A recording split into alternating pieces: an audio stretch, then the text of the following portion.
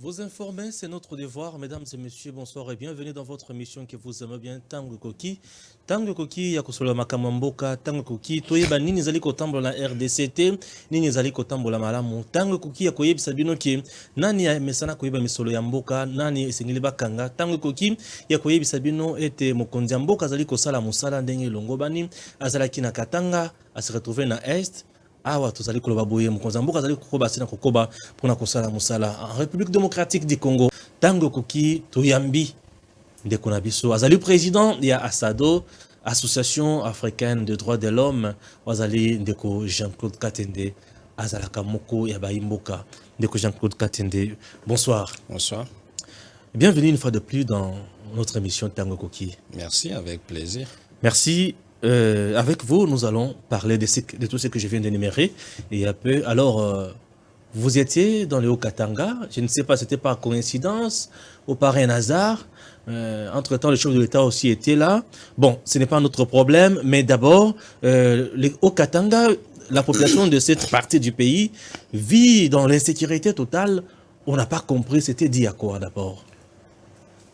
Je voudrais préciser à votre attention que dans les cadres des activités de notre organisation ASADO, nous avons une section dans la province du Haut-Katanga et cela fait que de temps en temps, je vais à Lubumbashi. Qu'est-ce que serait la cause, bien sûr, de cette insécurité?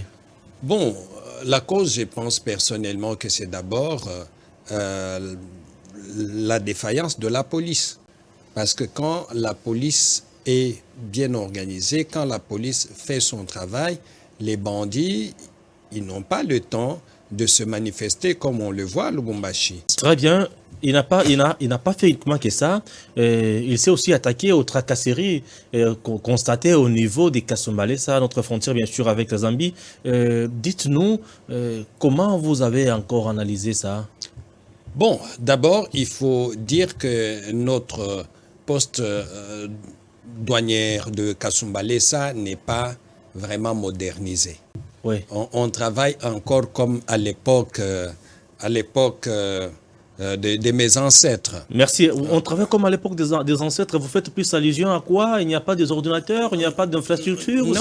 Non, le problème c'est que à cause de la corruption, oui, les douaniers ou les fonctionnaires de la douane font toujours des choses tellement avec beaucoup de lenteur, au point que vous avez des camions qui attendent à Kasumbalesa avant d'entrer en République démocratique du Congo ou sortir de la République démocratique du Congo pendant plusieurs mois.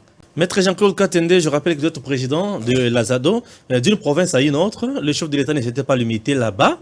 Il s'est rendu, bien sûr, au Nord Kivu précisément, Benitutu et Konso.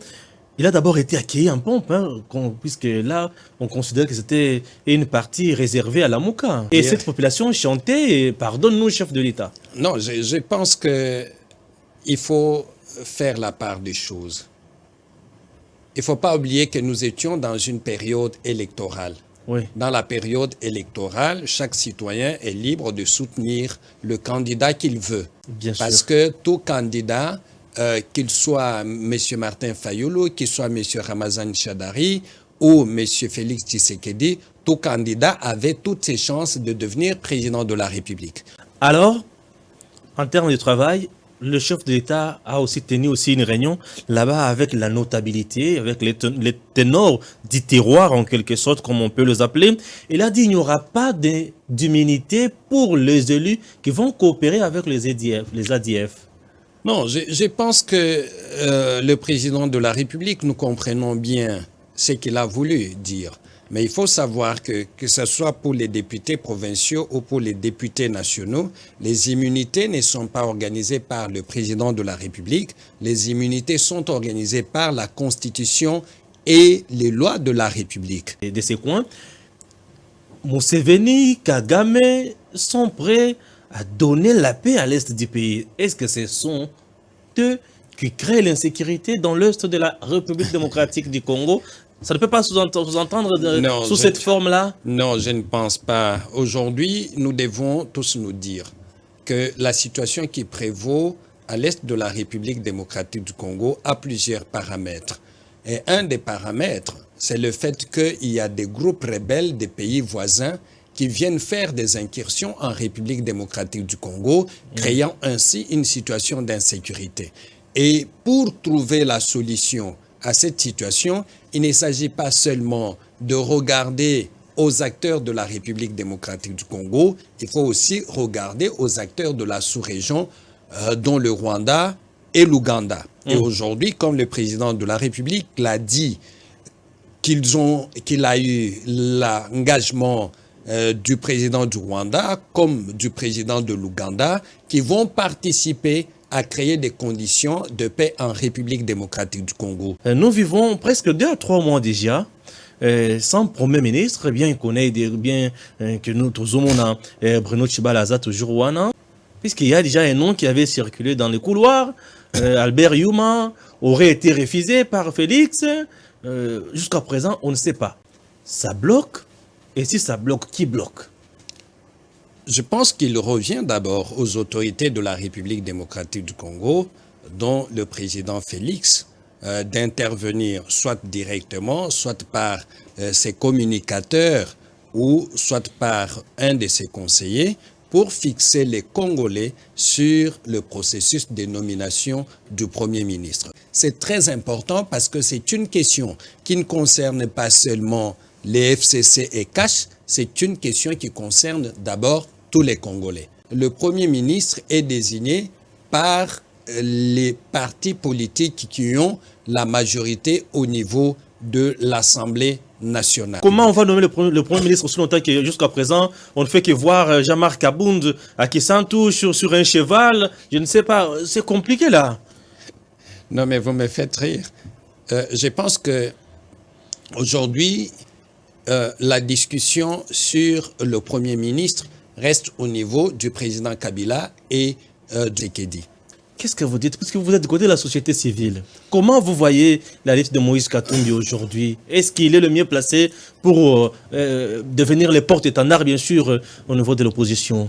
Mais je pense que M. Moïse Katumbi Chapoué, si ce n'est pas lui, même si nous suivons un de ses représentants, M. Kyungwa Kumwanza, nous sentons qu'ils vont petit à petit vers le soutien au président de la République.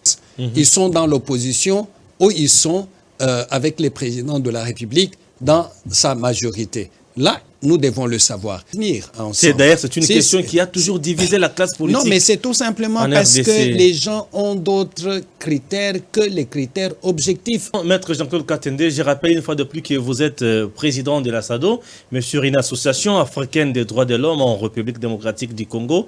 Votre dernier mot, bien sûr.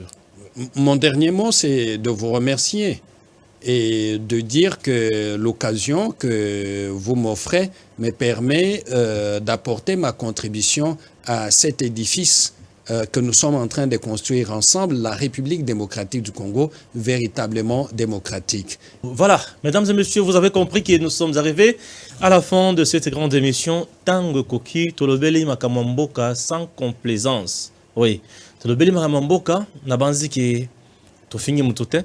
Tolobi kaka o esengeli ki toloba po yango nezali mutu ya mboka na biso ekende liboso boki ba point de vue à maître Jean-Claude Katende na banzi ki et c'est ici bino bisika biso bozali kolanda biso et ça nous fait énormément du bien. Esengeli boyeba ki émission oyo le kaka chaque lundi, mercredi pe vendredi ezalaka rediffusé na ba 23h30 sur ZM.